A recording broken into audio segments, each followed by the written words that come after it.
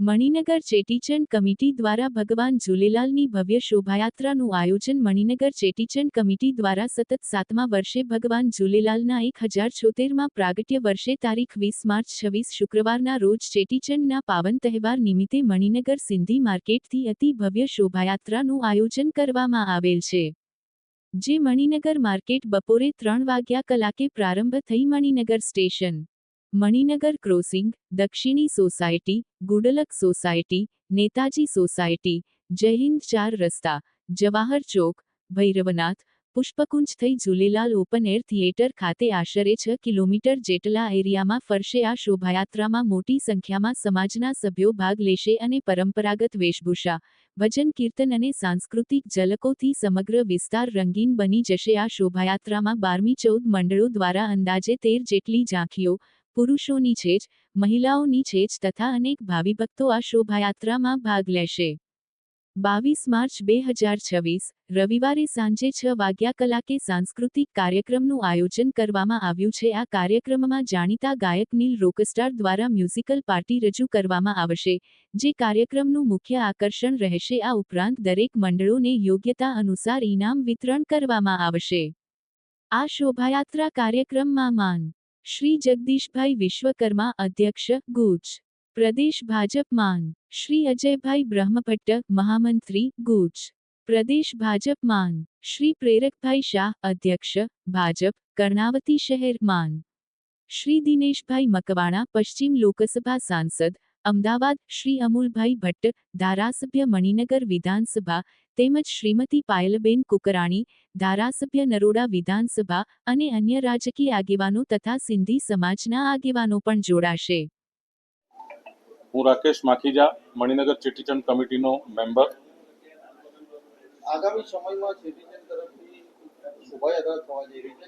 કેટલામી શોભાયાત્રા છે અને કેવા પ્રકારની છે? સૌથી પહેલા તો સમગ્ર દેશના સૌ સિંધી ભાઈઓ બહેનોને ચેટીચંડની ખૂબ ખૂબ શુભકામનાઓ.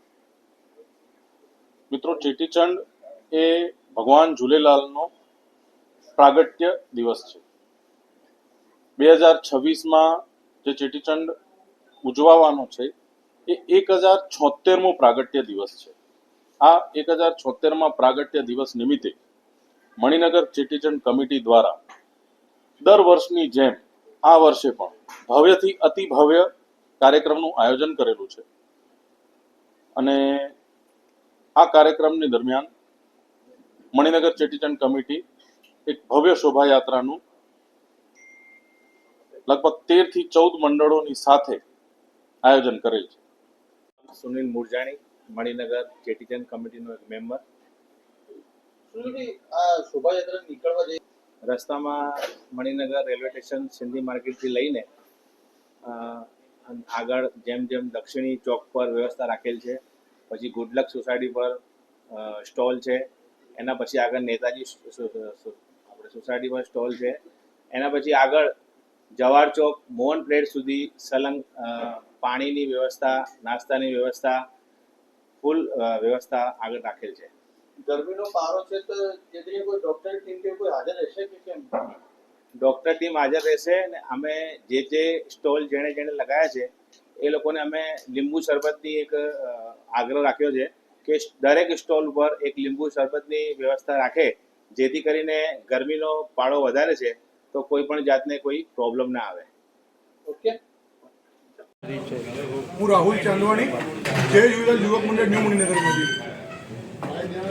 બધાની લગભગ જેટલા પણ મંડળો હોય છે બધાની થીમ એક જ હોય છે કે ભગવાન, અમારા જે ઈષ્ટદેવ છે સાંઈ ઝૂલેલાલ ભગવાન, બધા લગભગ એ થીમ ઉપર જતા હોય છે કે અમારી જે આવનારી પેઢી છે જે આવી ઝાંકી જોશે, આજે નહીં તો વર્ષો પછી એ વિડીયો મારફતે જોશે કે લાઈવ જોશે, જે પણ જોશે એ આ જ વસ્તુ શીખશે કે અમારા ભગવાન શું એમની જૂની એમની સાંસ્કૃતિક શું હતી. અત્યારે જે સાંસ્કૃતિક નૃત્ય કરવાના છીએ જે નીકળે જેને અમે છેજ કહીએ છીએ એ નીકળશે.